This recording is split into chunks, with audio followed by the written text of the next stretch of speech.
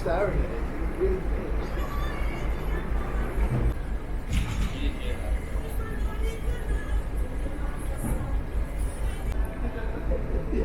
Yo, like you said that.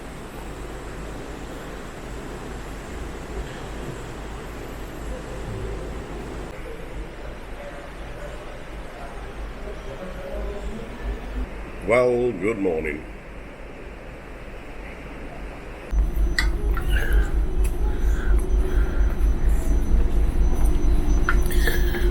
There is no solitude on this ship at all. I can't find anywhere where there isn't a person.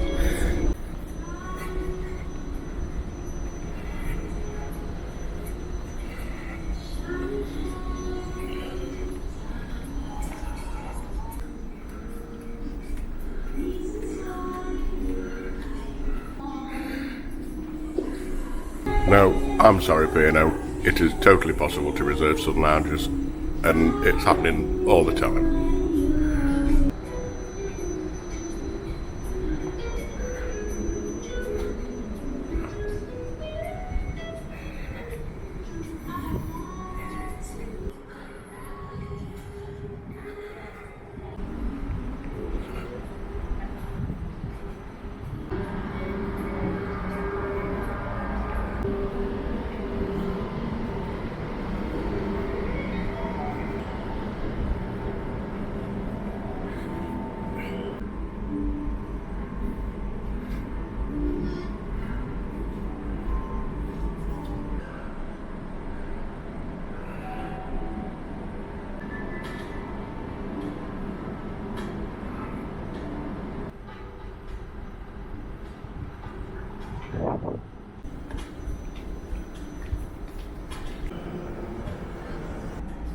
I'm not sure about this little bit of the sun lounge area.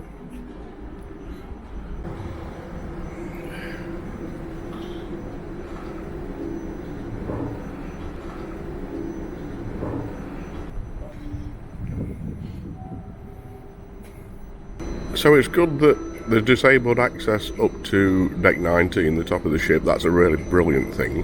And there's actually disabled toilets on the top deck, which is even better.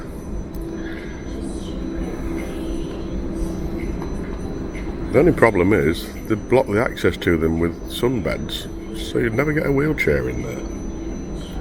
Now that, to me, is just not a clever idea.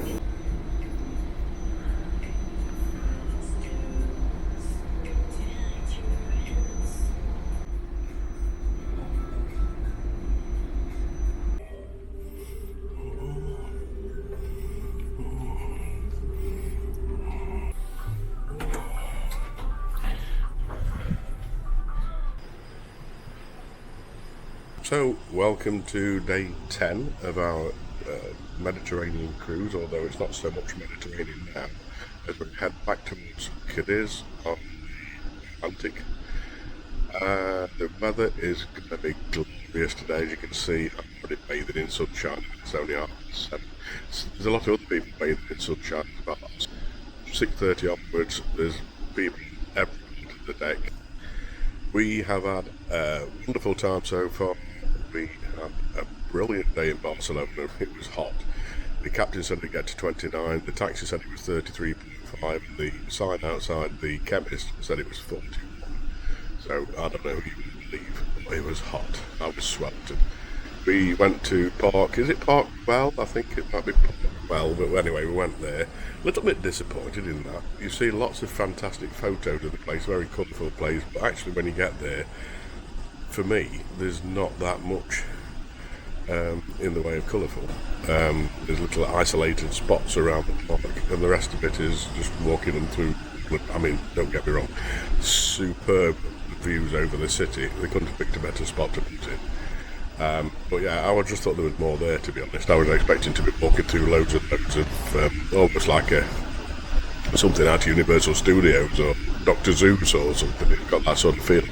We walked from there down to Sagrada Familia. It's about 30-minute walk, very steep downhill, so be careful if you think of doing that. And then we went into the Sagrada Familia. We also got a long time to spend outside having a look around.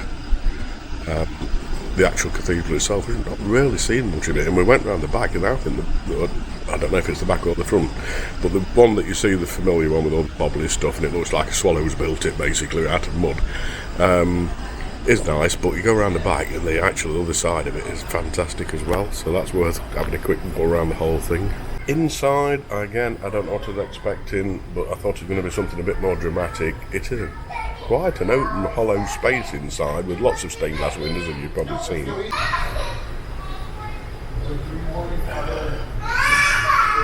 Oh dear, well, that's what happens when you drag your kids out at 7:30 in the morning just so you can get a sunbed, eh? Somebody wanted to actually stay in bed. Poor baby. So yeah, we all thought that the Sagrada was, it was nice. It was fantastic architecture. But inside actually was a bit of a disappointment compared with outside. I expected more. And ignore the rules about dress code and all that, because although they're very insistent that you don't have your shoulders on display, and you've got to have certain lengths, skirts and shorts, etc., nobody cares. And there were loads of people walking around in what they themselves class as inappropriate dress. So you take your chance anyway, but nobody else seemed to be bothered. From there we went round the corner to a little tapas bar, Taverna I think it was called, where we had quite a nice lunch. Wasn't particularly expensive, about 20 quid each, which is not bad when you consider the location.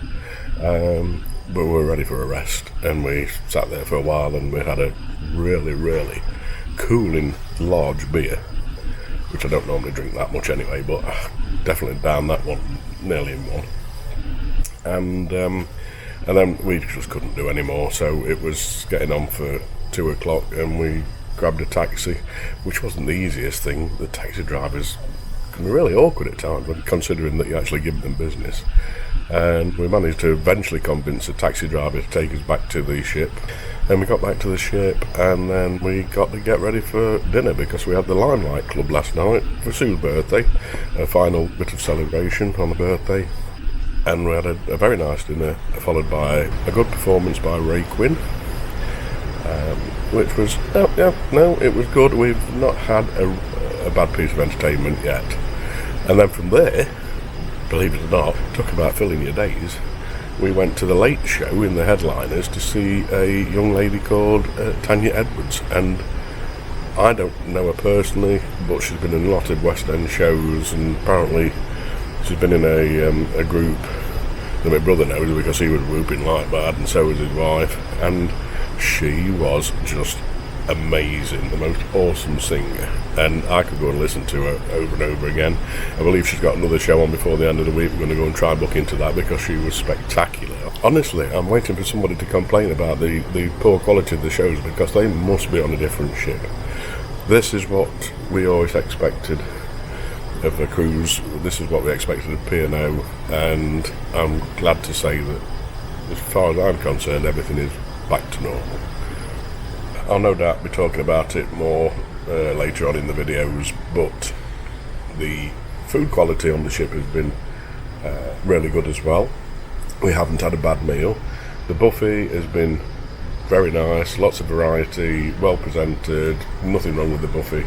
And you know me, I don't like buffets. We haven't gone for dinner at night. It does get a bit busy at peak times, you'd expect that. We've experienced the same rudeness with people where they just lean over you because they want the butter before you, even though you've been in the queue for 2 minutes. And that's never going to change. That's not a thing about the ship, that's a thing about people in general. And you can't change that. But the Meridian, the Zenith, the Beach House, the Olive Grove, you name it, we've been in most of them now, the 6th Street Diner as well. And we've enjoyed every meal, and they've been very relaxing. One of them was too slow, but the rest of them have been spot on time wise. We've got out, we've got to the shows that we've booked, so we're happy with the food. So anyway, we are on a sea day today, as I say. Tomorrow we're landing our final port, Cadiz, which we're looking forward to. So for now I'm going to go back to the room, get Sue ready for breakfast, and then we will see what we do for the rest of the day. We've got nothing planned really. We've managed to get into the escape room before we get back. We've got a couple more shows booked. We've got Chef's Table booked, which we've never done before. So yeah, it's a full-on cruise. I hope you're enjoying the videos, and I'll talk to you in a bit.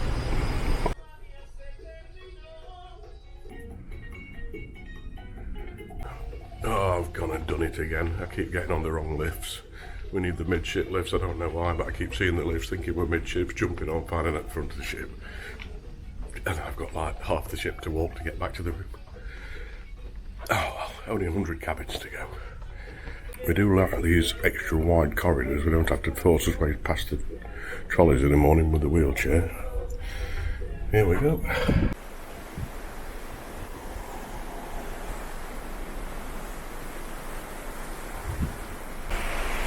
Excuse me, it's a bit bright. Well, this is one of the rare occasions that we've had the sun full on the balcony, and it's proper little sun trap. This is absolutely cooking already. Can't believe it for 8 o'clock in the morning. This cruise has been a bit of a cruise of first. It's our first time on Arvia, and we're thoroughly enjoying it. It's the first time that my brother and sister-in-law have been on a Mediterranean cruise, and it's the first time they've been 14-day cruise, and it's the first time they've been across the Bay of Biscay, which is the biggest thing that's been holding my sister-in-law back for cruising, I think, for many years, because she's been worried about the whole seasickness thing. Glad to say, as they probably readily admit, it's been one of the smoothest sailings I've ever been on. Whether that's down to the weather or the time of year, I don't know, but can't complain about this crossing. And anybody who comes on and starts banging on about being sick on the Bay of Biscay, then don't go cruising, because you must get seasickness, just by looking at the water. Anyway, it's time to go and sit and wait soon. I said we could have a lie-in this morning, no rush to get up, and we had a really full day yesterday.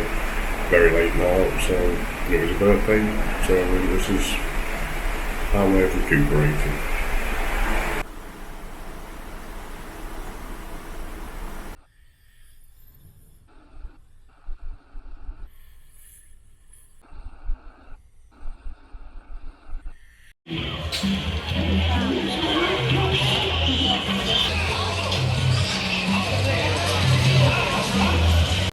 Be offended if you did. Good. I'm a big fan of people being if I wanted to be kissed by you, you wouldn't have a choice. Thank you. Okay. I don't doubt it. What did you say?